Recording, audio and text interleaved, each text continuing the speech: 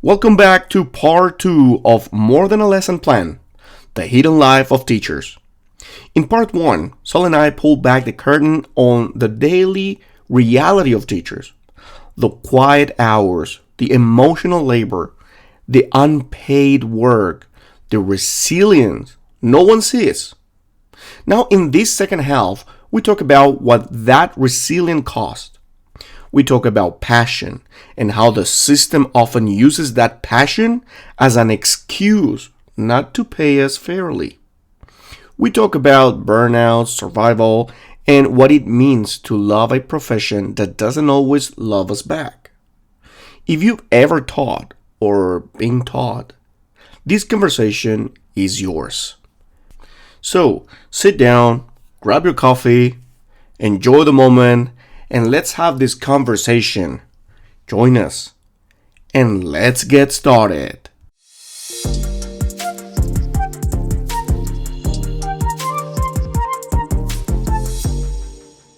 Teachers often have to work in multiple jobs. Can you describe what that looks like for you or your colleagues?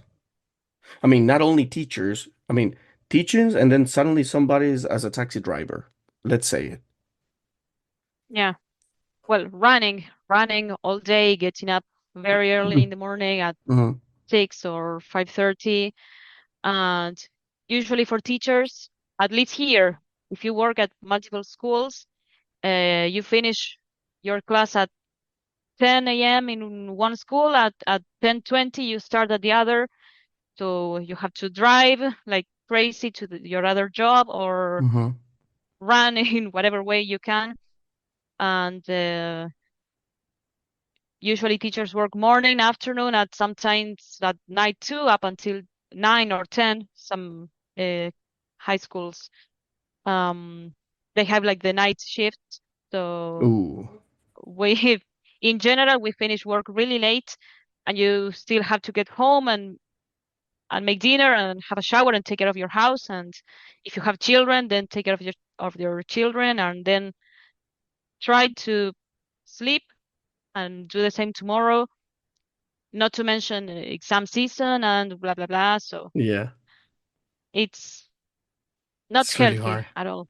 No, definitely, definitely not healthy. How?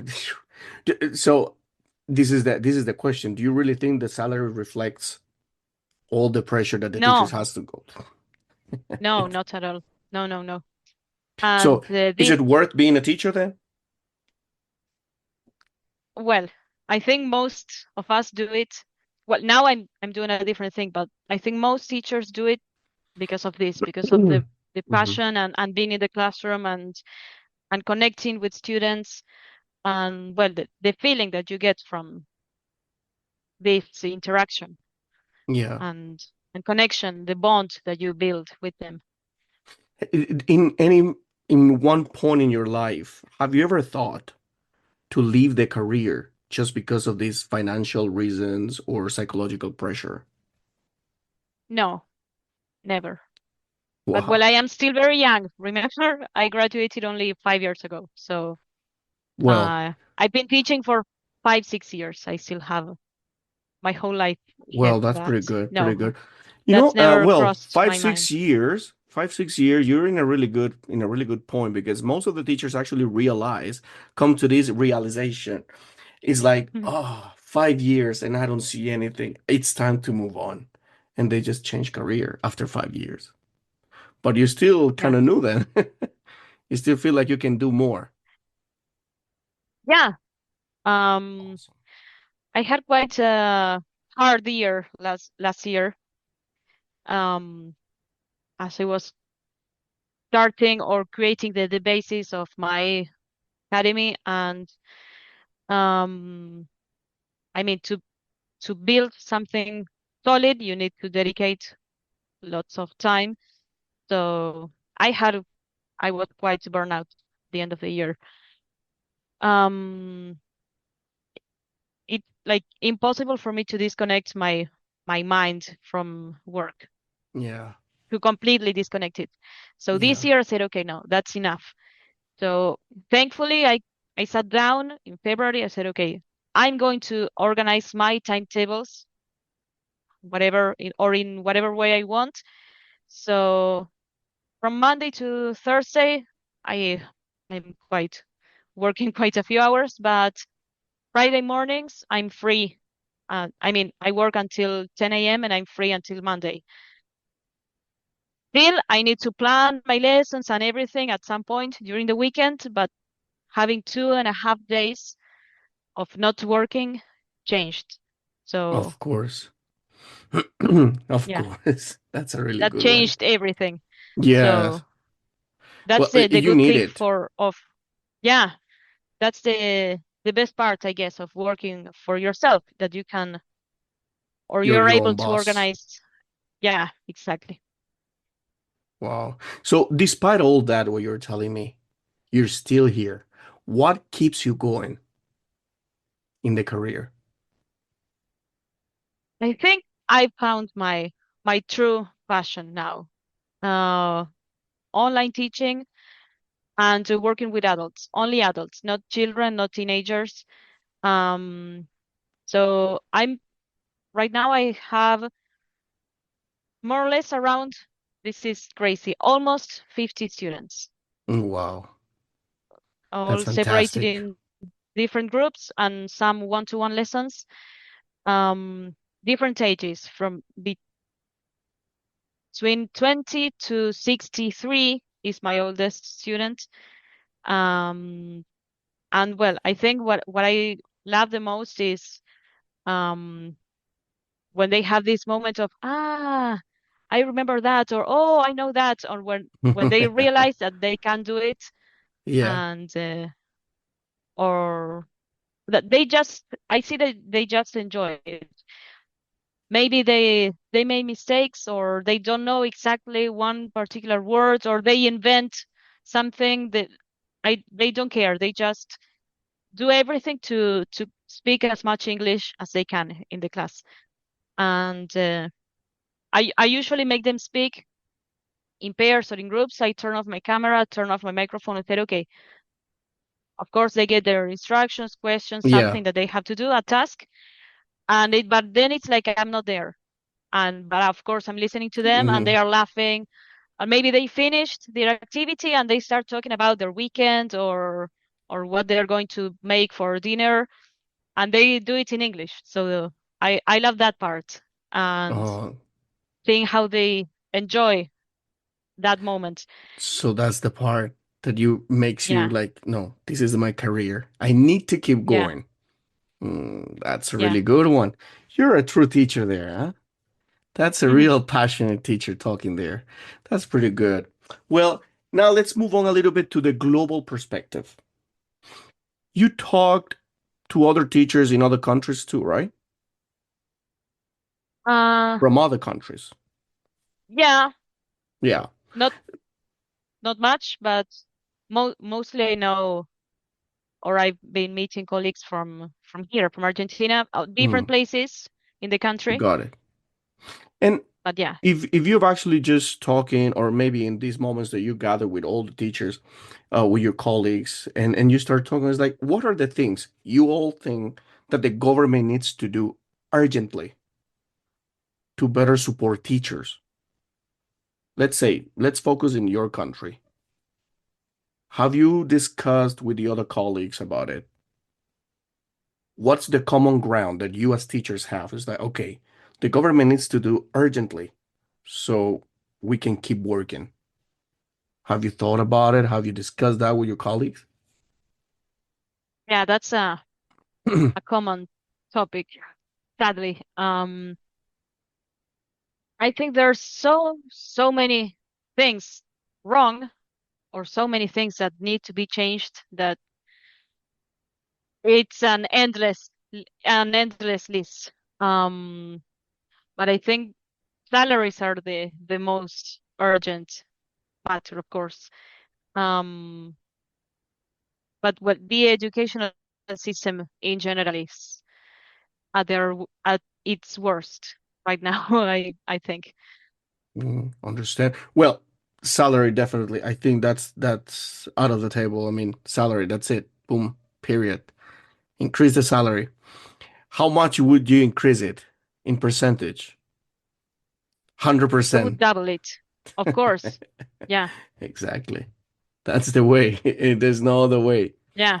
So that's the policy Especially that you because would actually it's, change it. yeah, Salary. salary. Yeah. My mom, for example, she's about to retire. She's retiring next year, and now she has a good salary, but she's been teaching for 30 years, 32 years. And the crazy thing is, after so many years in the educational system, and she's a great teacher. She never misses a lesson. She's always there. She doesn't have a car. She walks to school no matter the weather. She's always there. Wow. She's really strict, but students like her.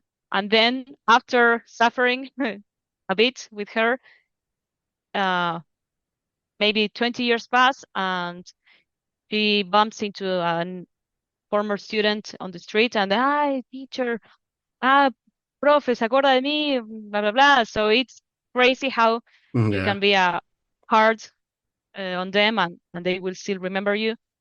Um, I mean, remember you in a good way, right? With of course. yeah.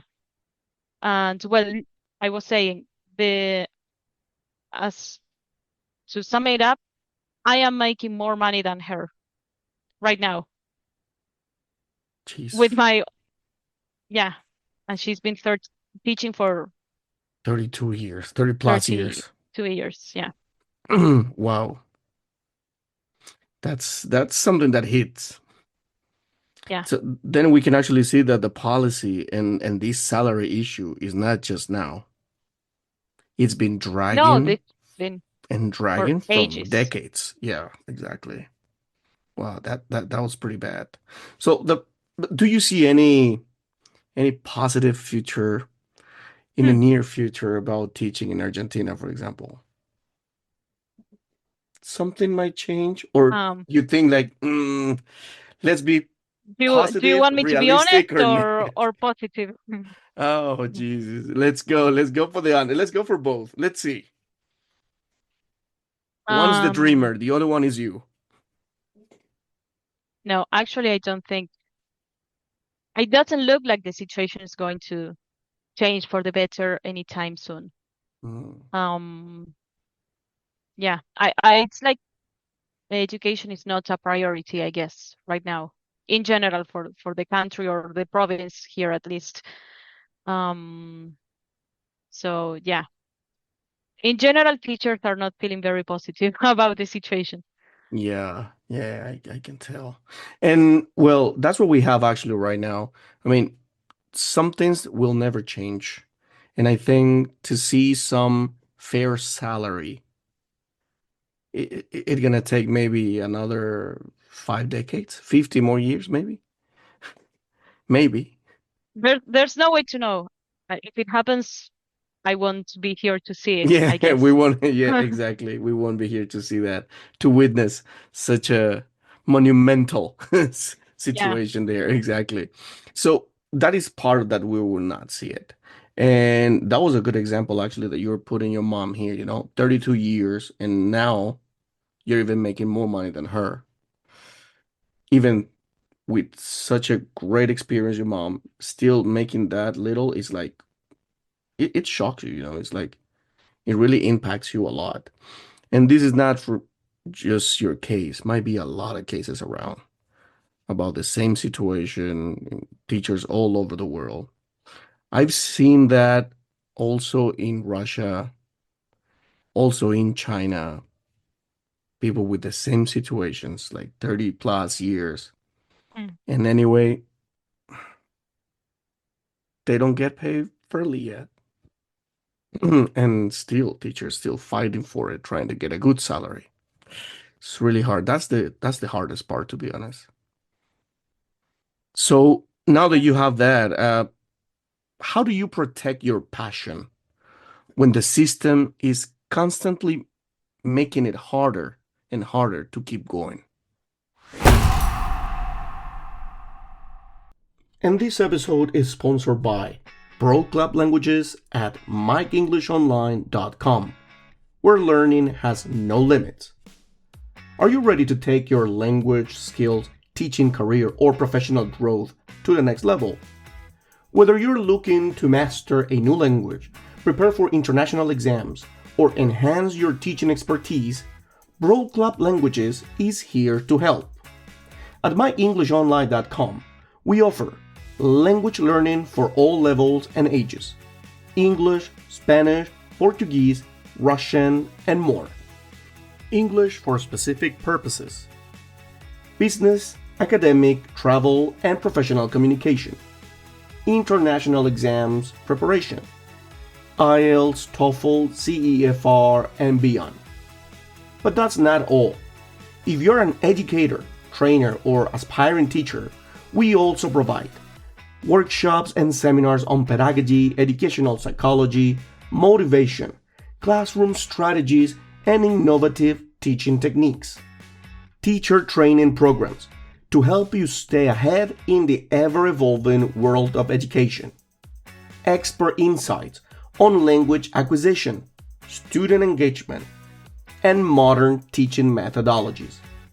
At Broad Club Languages, we don't just teach, we empower, inspire, and transform. Whether you're a student, a teacher, or a professional, we help you unlock opportunities, confidence, and success. Visit MikeEnglishOnline.com today and start your journey toward mastery, because learning is a lifelong adventure, and we're here to guide you every step of the way. Ready to level up? Click the link in the description and join Pro Club Languages today. That's a difficult one. I don't know. Um, I think we we have to give a little, but also on the other side has to cooperate too. So thankfully, all of my students have. I mean, they understand the situation. Mhm. They appreciate what I do. Of course, I've run into some uneducated people or disrespectful people on social media or that sort of thing that always happens, I guess. Um, but well, what I try to do is deliver quality lessons and try to continue learning myself, try to continue improving, studying whenever I have some time and trying to reflect that in my lessons. So, well, I can live, I can make a living out of Exactly. that. And Exactly. that that for the students is worth paying, right? Making it feel like it's worth paying. Right. Yeah. That's the point. Exactly. Well, that's a good one there. Hmm. The system is always like you want to actually do more, but the system is like pushing you down. It's like, no, no, you Yeah. cannot do it better. Mm. No, you stay go. No, stay there. And at the same time, I think school teachers are all the time, um, or people, families, I don't know, people in general expect us to do things that are not on us. For example, last year, the a big problem here was like the online casinos and that sort of apps. Oh, They were like really viral here, and students were 24/7 in the class, like playing or playing games on their phone on wow. well with this casino issue, and like they expect the teacher to talk to the students because addiction, blah blah, and because betting online, blah blah. Yeah, So you have to be a teacher, you have to be a psychologist, but you also have to be a social worker because maybe this student's mom is unemployed, but also, we have to do the job of 10 people with in one $2 person. of a salary. And So, exactly. Whoa. um, Well, it's actually, I'm glad that you brought it up because this is also another reality. Yes, the yeah, teacher is expected to do everything. yeah. From babysitting a teenager, Another thing, yeah. from babysitting a teenager to basically be the psychologist, the the social worker, as you say, the friend, the Mm. confident, everything. So How do to all of deal. that, but also teach them and make sure that they are learning, but they are having fun at the same time. So it's like, okay, well, at least if I'm going to try to do all of that, pay a good salary, a better one at least. Exactly, Uh, exactly. Make the recognition there. Because that's the only way, right. actually, because we can actually keep working harder and harder if we don't have the motivation. To be motivated in such environment, it's really hard. It's really Yeah. hard. It's like going to war. Yeah, totally. You gotta be ready for everything, to whatever happens. But actually, the worst part comes that you're actually doing all that. All right, you know you won't get paid more. But then suddenly is that, oh, the kid is not learning. Is the teacher's fault. That's your fault. So No, yeah, no, no, exactly. no, no, no. How's it possible? And on top of that, they just say, hey, we're gonna have to deduct from your salary because you didn't do a good job or something. Yeah. Or because you got sick and Oh, yeah, yeah, yeah. didn't You go don't to have work. sick, yeah, yeah. You don't have sick leave. Yeah, yeah. And then you gotta actually just Yeah. say, okay, what can you do?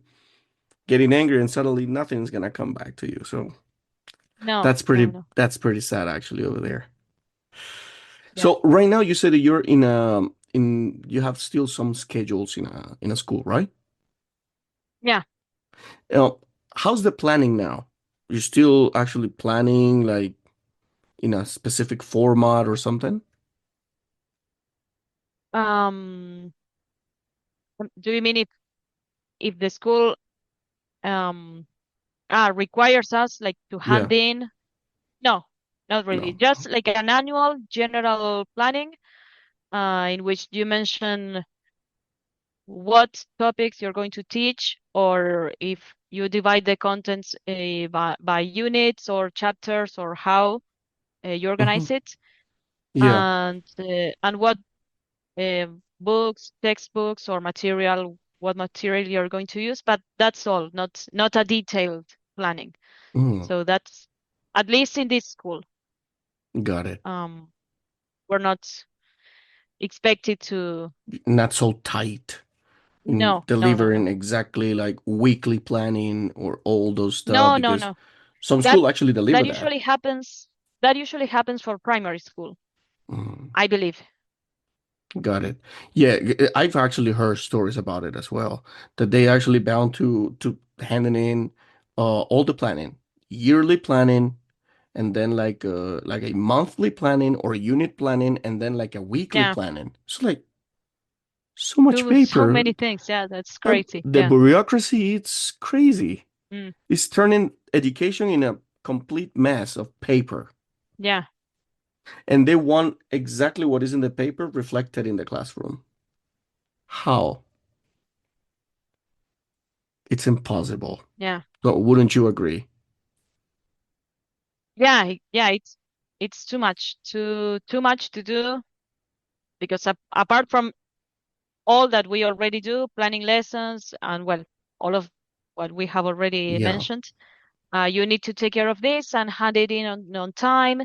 And usually, if you have something that is not okay, you need to redo it or change it and hand Yeah. it in again. So yeah.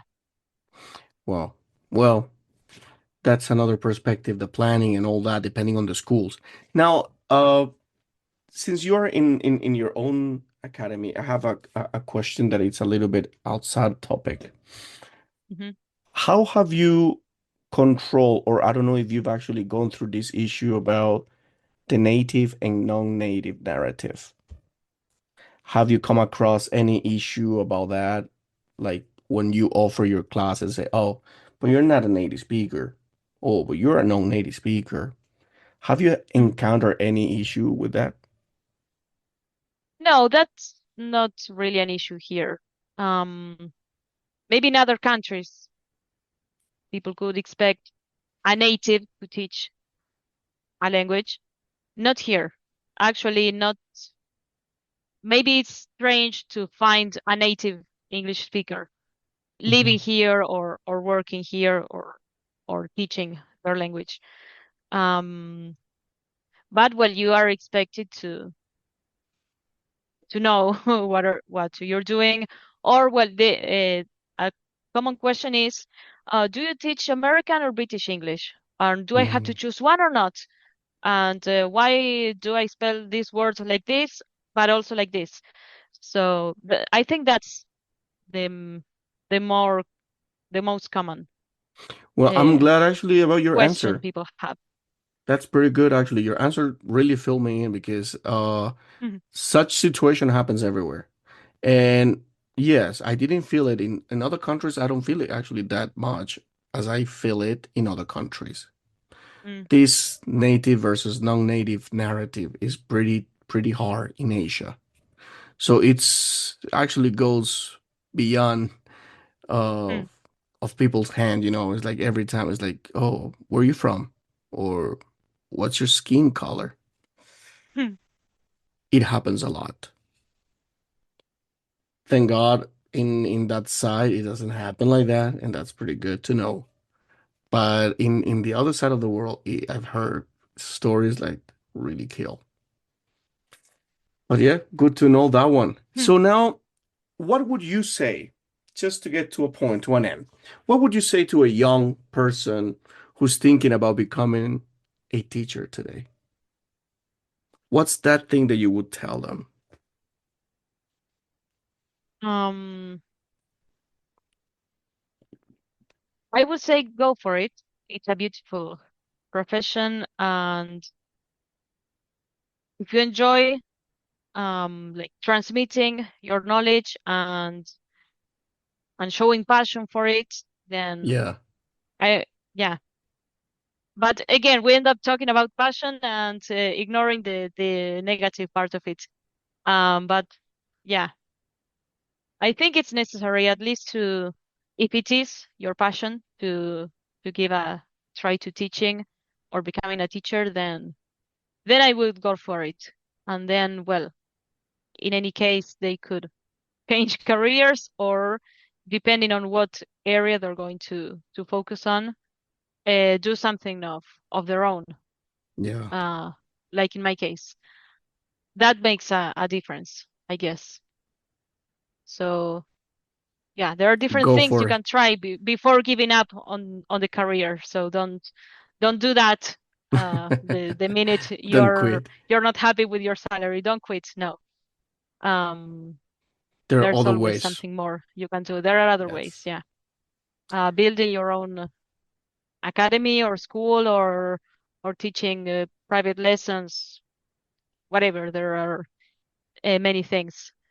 exactly. Well, that's a really good, another good point actually that you're telling me. Yeah, and well, here in this little corner in this podcast, we have teachers, young teachers, and we have also professional teachers here.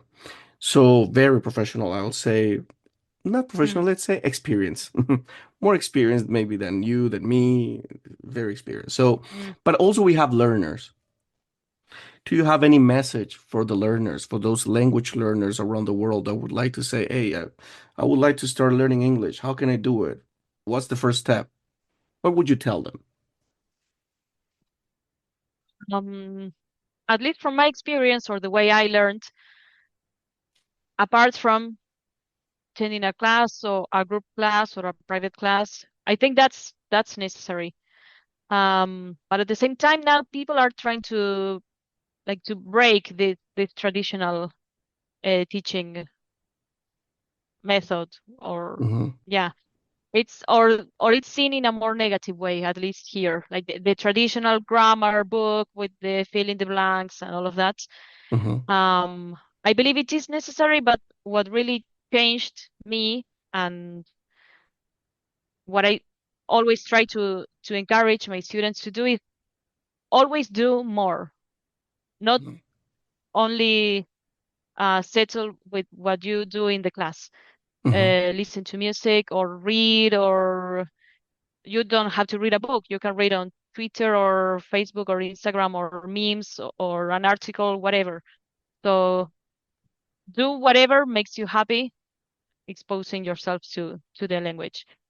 Maybe you won't understand everything at first, but Exactly. that's how we get better, I suppose, how we really improve our language.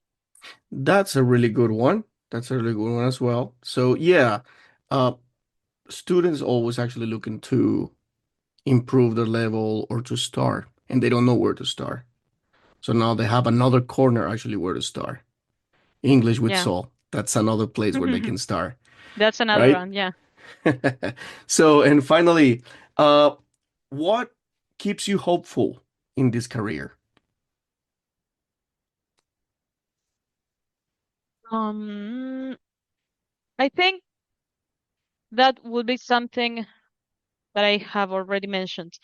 Um, Having this in mind that you can always go further, that you can always go beyond teaching and do something different. And yeah, basically that. Trying out new things and doing something yours, basically. Definitely. All right then. So, I think we just got to an end, and I'm really, really glad that we have this conversation. I definitely believe that most of the teachers, the young teachers that are actually here in the channel, they're gonna start like feeling it, and they're gonna feel more related to you, and maybe you that this is the conversation that they needed to maybe step forward and start moving on to a different perspective of the career. Yeah. So I'm really glad you were here with us. And again, Thank you so much. this corner is gonna be open for you any moment you would like to come and talk about something that you believe that it's very worth. You're more than welcome. Thank you. Thank you Thank you for very having me. much, I Sol, loved it. for being here. And I hope I can see you soon. Okay. Yeah. Let's keep in touch. Let's keep in touch. Thank you very much.